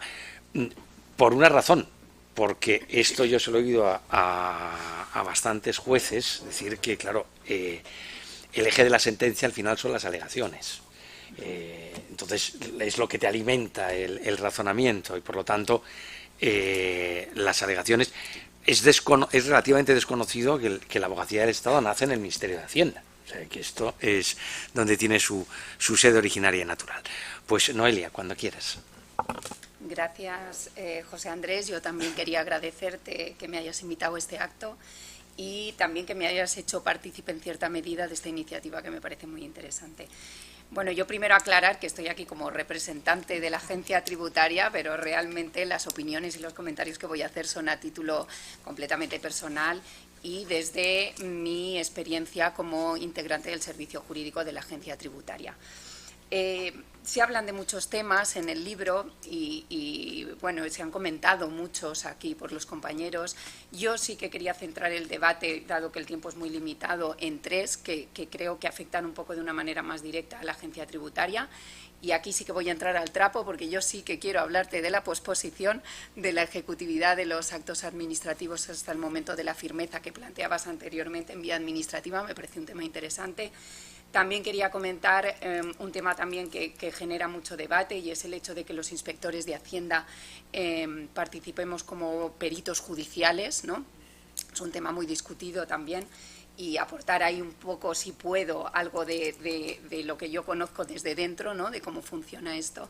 Y luego, brevemente, pues un poco ha aludido también Adrián, el tema de la transacción en el ámbito tributario, muy brevemente también. Pero bueno, antes de dar inicio, sí que un poco creo interesante también en este foro poner de manifiesto una serie de datos para contextualizar un poco el debate, porque se habla de lo que se recurre y, en materia tributaria, pero realmente yo he sacado datos, son del 2023, pero creo que serían muy parejos tanto si los cogiese el 2024 como el 2025.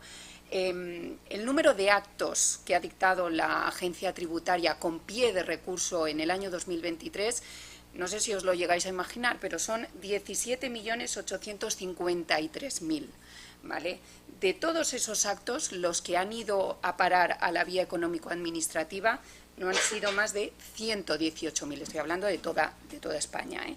Por tanto, el porcentaje de conflictividad, si lo comparamos con el número de actos, realmente es reducidísimo, un 1,7%. De esos actos que se recurren, realmente luego en vía económico-administrativa y en vía judicial, así a grosso modo, te diría que se confirman mucho más que lo que se revocan los actos. Diríamos igual una proporción de un 60-40%, 60% se confirman, 40% se revocan. Es verdad que son datos que hay que tomarlos un poquito con cierta precisión o no tomarlos con mucha precisión, porque en el sentido de que dentro de los actos que dicta la Administración evidentemente hay ámbitos como pueden ser los censales en los que se dictan muchos actos y generan cero conflictividad, esto es cierto, y hay otras materias como pueden ser los inspectores en los que es evidente que la conflictividad es muy superior a este 2%, ¿no? Pero aún así sí que creo que es verdad que hay que poner sobre la mesa el que se dictan muchísimos actos por parte de la agencia tributaria y luego no son tantos los que acaban recurriéndose y sobre todo los que acaban revocándose. Esto es así, yo creo que hay que partir de este contexto. Una vez dicho este contexto y entrando ya un poco en el análisis de lo que son los temas de los que quería hablar, tema de la posposición. Pues yo creo que para analizar un poco el tema de si procede posponer o no posponer, yo creo que hay que irse un poco a los orígenes, ¿no? El principio general de inmediatez del acto administrativo es un principio que está muy arraigado, no solamente en el ámbito tributario, está arraigado en toda la Administración, ¿no? Es de carácter general y se basa en dos pilares que para mí son básicos dentro del derecho público. Por una parte, pues partimos de la presunción de legalidad del acto administrativo, en principio es válido mientras no se declare su nulidad, y luego en la autotutela ejecutiva que se reconoce a la Administración, de manera que la Administración puede proceder a ejecutar sus propios actos sin necesidad de solicitar autorización judicial previa, lo que en el ámbito tributario pues permite a la Administración tributaria el poder cobrar sus deudas yendo al procedimiento de apremio, ¿no? Pero ¿cuál es la justificación de este principio, ¿no?, que está tan arraigado en nuestro derecho? La justificación es muy clara. La justificación es que, aunque no queramos verlo, pero la Administración no actúa como una parte igual frente al contribuyente. Y esto es así porque la Administración es un órgano público que tiene unas competencias de carácter reglado y que actúa en interés general y no en interés particular. Entonces, esto hay que tenerlo presente. ¿Por qué? Porque al final, el interés público que subyace en la recaudación de los tributos y la necesidad de garantizar el sistema financiero del Estado justifica esta inmediatez que se ha consagrado en nuestro ordenamiento jurídico. ¿Qué problemas veo yo al hecho de que se posponga, ¿no?, la ejecutividad de ese acto tributario? Pues bueno, uno ya lo ha apuntado hace un momento, y es que creo que se comprometería gravemente la función financiera del Estado. Veo complicado que si se suspenden todos los actos que se dictan por parte de la Administración, se pudiese llegar a garantizar, ¿no?, la tesorería del Estado. Luego, por otra parte, estamos trasladando el riesgo de insolvencia de los contribuyentes a la Administración. O sea, en la mayoría de los casos son cuando a la Administración al final se le diese la razón, pues es que llegaría un punto en que esas sentencias serían inejecutables porque no habría patrimonio que ejecutar. Y, por otra parte, se estaría incentivando un uso oportunista del recurso. Si a la gente se le dice que por recurrir en los actos se le va a paralizar el cobro durante meses o bien durante años, pues es evidente que la gente va a recurrir, con lo que yo creo que se plantean muchos problemas. Por contra, ¿qué contrapesos o qué medidas creo yo que ya recoge nuestra normativa? Las apuntaba Xavier también. Bueno, es que tenemos en nuestra normativa establecido un sistema, como es el de las suspensiones, que ya permiten hacer excepciones a este principio, ¿no? Hay unos supuestos en los que, prestando garantías, se pueden suspender los actos tributarios, pero es que además hay supuestos en los que, sin prestar garantías, si se acredita que existen perjuicios de difícil o de imposible reparación, también se pueden llegar a suspender. Y luego, ¿con qué otro mecanismo yo creo que se cuenta? pues con el pago de los intereses. Al final, cuando un contribuyente, cuando se revoca una resolución de la administración no solamente devuelve el importe de lo que se ha abonado, sino también los intereses correspondientes, como es normal. ¿Esto qué pone de manifiesto? Que al final el perjuicio que pueden sufrir los contribuyentes no deja de ser un perjuicio económico y que por tanto es reparable perfectamente en este caso con los intereses. Entonces, desde mi punto de vista, pues yo creo que la posposición de la ejecutividad de los actos administrativos, yo creo que genera más problemas que beneficios. Entonces, si hay que avanzar desde mi punto de vista un poco en abrir o ensanchar un poco esto, yo creo que lo que hay que atacar no es tanto el tema de si los actos son ejecutivos o no de manera inmediata, sino establecer un sistema más flexible de garantías, por ejemplo, ¿no? Pues posiblemente el dar o establecer mayores supuestos en los que puedan haber dispensas de garantías o incluso garantías alternativas que se podrían dar, por ejemplo, cuando estamos hablando de importes pequeños, ¿no? De cuantías pequeñas o cuando están afectando, por ejemplo, a colectivos que pueden ser vulnerables, ¿no? Entonces ahí establecer mecanismos de flexibilidad, pero no tanto cambiar el principio, desde mi punto de vista, ¿eh?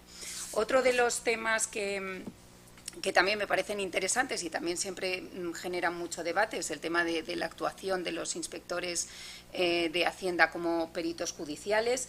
Se decía en el libro, me parece que no sé si prácticamente el 100% de los asesores fiscales se oponían a esto y los magistrados parece que lo veían un poco con ciertas cautelas.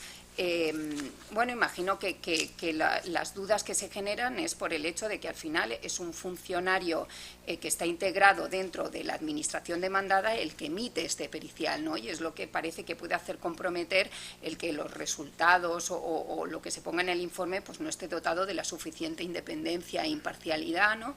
Y se puedan generar conflictos de intereses o que haya desigualdad de armas o dar esta apariencia de parcialidad en los resultados que se dan, ¿no? En el libro, ¿qué métodos un poco alternativos se proponían? Pues se hablaba un poco, bueno, pues dejemos que los inspectores de Hacienda actúen, pero simplemente como testigos, no como peritos, correcto, y luego se hablaba de la posibilidad de que hubiesen peritos terceros independientes que se designarían por insaculación judicial entre auditores, economistas, expertos de organismos independientes, en fin, no sé, una fórmula de estas así. Yo, antes de entrar un poco a analizar esto, también lo que quería poner de manifiesto, no sé, María igual me corregirá, pero yo la experiencia que yo tengo es que realmente en el ámbito contencioso administrativo pocas periciales judiciales se hacen. Yo creo que son escasas. Realmente donde esto tiene un poco más de aplicación práctica, y ahí sí que son frecuentes, es en el ámbito penal, cuando lo centramos sobre todo en el tema de los delitos fiscales, ¿no? Es ahí cuando realmente hay una intervención de los peritos judiciales. Entonces sí que me gustaría aprovechar un poco este foro, porque igual se desconoce un poco desde fuera, explicar un poco cómo funciona la agencia tributaria en el momento en el que se tiene conocimiento o indicios de la existencia de un delito, ¿no? Y cómo es esta función de los peritos. Cuando en el seno de un procedimiento inspector, pues los actuarios que están tramitando ese expediente observan la existencia de indicios de delito, ellos lo plasman en un primer informe, ¿no? En un informe.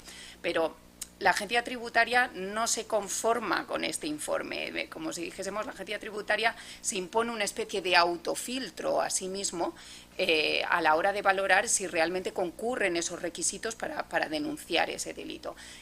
Ese autofiltro, digamos, ¿cómo se impone? A través de un segundo informe que valora la existencia o no de esos indicios de delito. Y ese segundo informe no lo hacen los inspectores que han tramitado el expediente inspector. Ese segundo informe se emite por otro equipo independiente, que es verdad que están dentro de la agencia, pero es un equipo que no ha tenido relación con el contribuyente, que no se ha impregnado de todas las incidencias que se han podido ver en durante ese procedimiento inspector y, por tanto, de una manera objetiva y desde fuera analizan de nuevo ese expediente. Este equipo es lo que denominan equipo de delito fiscal, que María los conoce bien, ¿no? Entonces, ¿qué función tiene este equipo de delito fiscal? Pues más o menos lo que os he dicho. En primer lugar, filtrar. Hace una función de filtro que a mí me parece fundamental. Una labor de crítica y de supervisión del trabajo que han hecho los compañeros, ¿no? Para intentar que el resultado sea lo más objetivo posible. Es más, no es insólito que después del análisis que hacen estos funcionarios que integran el equipo de delito fiscal, si no ven suficientes indicios, los retrotraigan y esto no llegue a denunciarse nunca porque vuelva a la vía administrativa, con lo que existe ese trabajo de reflexión, de crítica y de análisis. Y, en segundo lugar, una función que también me parece muy interesante y es una función de cohesión en cuanto a criterios. O sea, se intenta garantizar que los expedientes salgan con unos criterios homogéneos, no solamente a nivel territorial aquí en Cataluña, sino incluso a nivel nacional, ¿no? Entonces, cuando se abren diligencias previas, ¿qué es lo que pasa?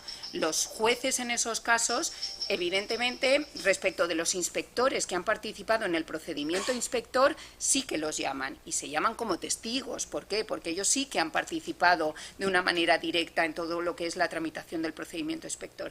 Pero respecto de estos inspectores que lo que han hecho es una labor como de supervisión, de análisis, con carácter un poco más objetivo, que integran el equipo de delito, estos son los que se llaman a declarar como peritos judiciales, ¿eh?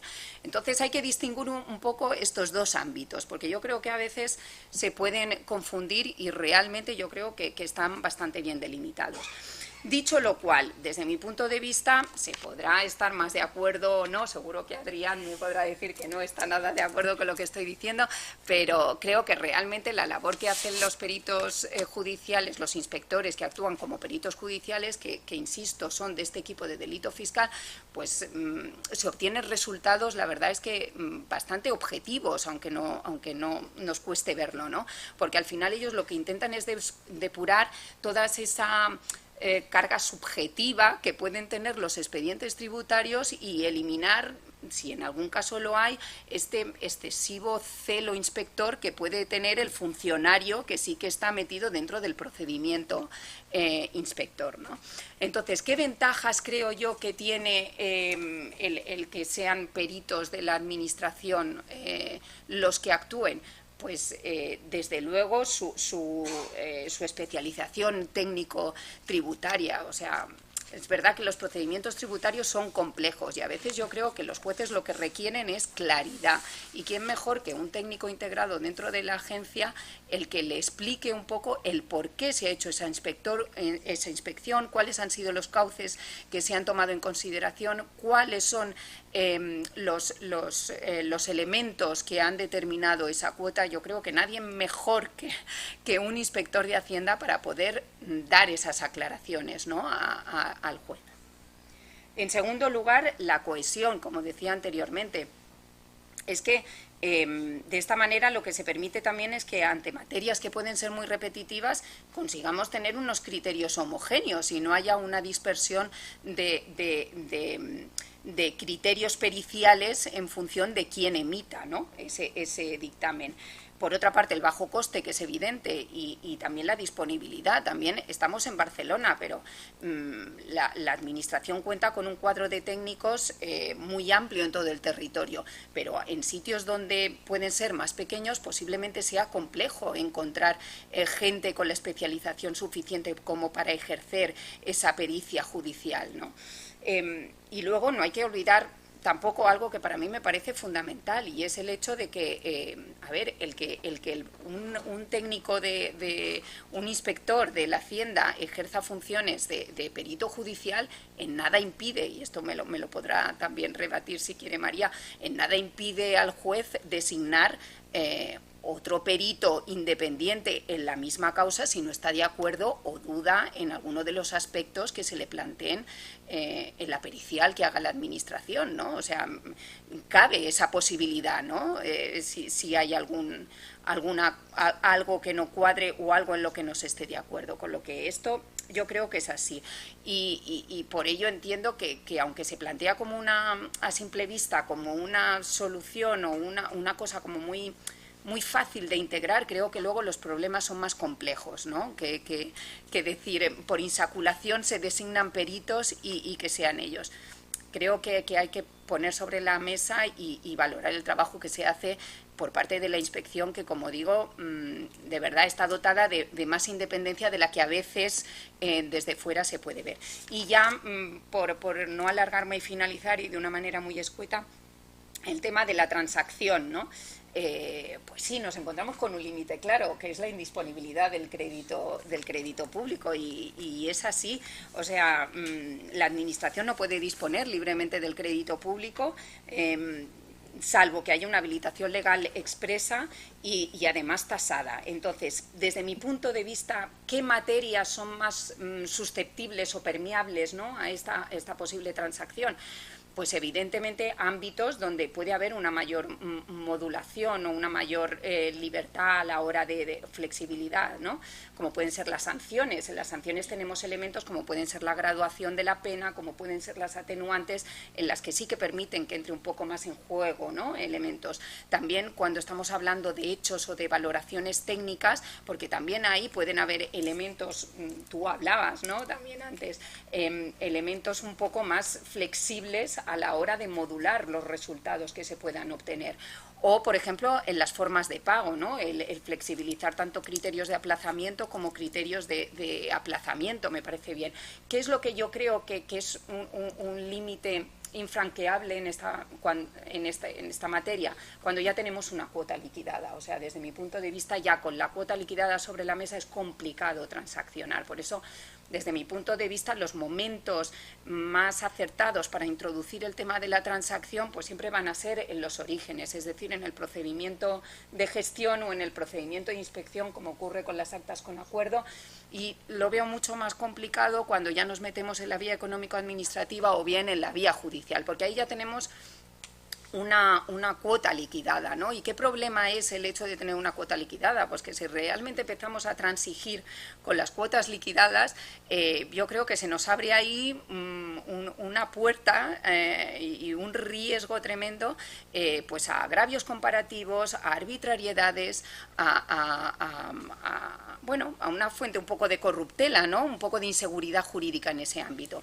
Entonces, si queremos un poco ensanchar de alguna manera este espacio, ¿no?, de transigir en estas materias sin que se vulnere el principio de indisponibilidad, yo creo que lo que sí que debe hacerse es de una manera muy exhaustiva, estableciendo unos límites muy claros, que serían tener una habilitación legal expresa en la que se hiciese constar con claridad sobre qué materias se pueden transigir, cuáles son los umbrales, cuáles son los límites, establecer también unos procedimientos de control y de garantías exhaustivos en la materia y, sobre todo, muy importante, criterios públicos y además de carácter uniforme, de manera que se evite la discrecionalidad en esta materia.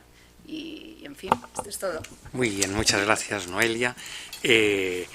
Has abierto varios melones que, dada la hora además, porque yo, si alguien tiene alguna necesidad imperiosa de hacer alguna intervención, pero he de advertir que tiene el tren a las 9 y yo tengo que salir disparado a llevarla a Sants para que pueda dormir en su casa esta noche.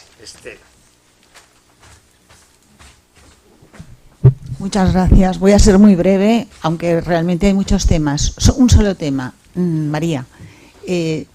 Lo que has dicho a mí por lo menos me ha preocupado más en cuanto a los conocimientos de los integrantes de los tribunales de justicia en materia tributaria. Por tanto, la pregunta es, ¿se debate, se deliberan las sentencias? Porque cada vez más estamos teniendo la sensación, los asesores, de que todo depende de quién vaya a ser el ponente. Y esto es muy peligroso. Bueno, de decir que exactamente todo se delibera. Todo es un tribunal completamente dedicado a discriminar, a analizar la jurisprudencia existente en el momento, a reiterar debates si no quedan cerrados.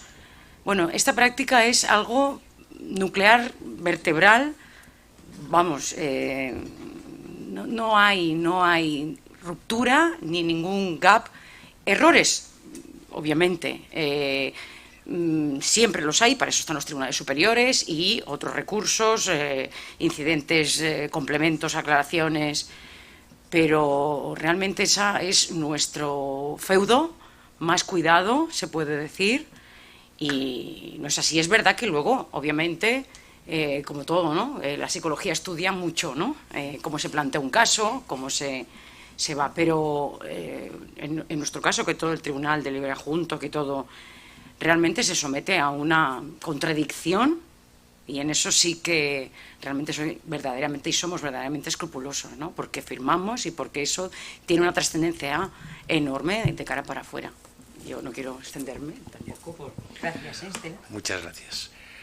Bueno, pues gracias de nuevo por vuestra participación, por vuestro empeño y disponibilidad, y gracias a los asistentes, sin los cuales no hubiera sido posible el acto. Pues muchas gracias.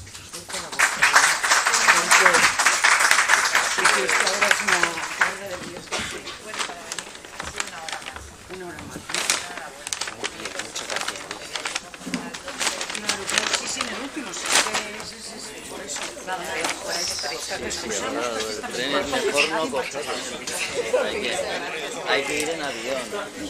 Sí, mi marido tiene que ir el lunes a Madrid, me dice, me estoy planteando irme en avión, digo.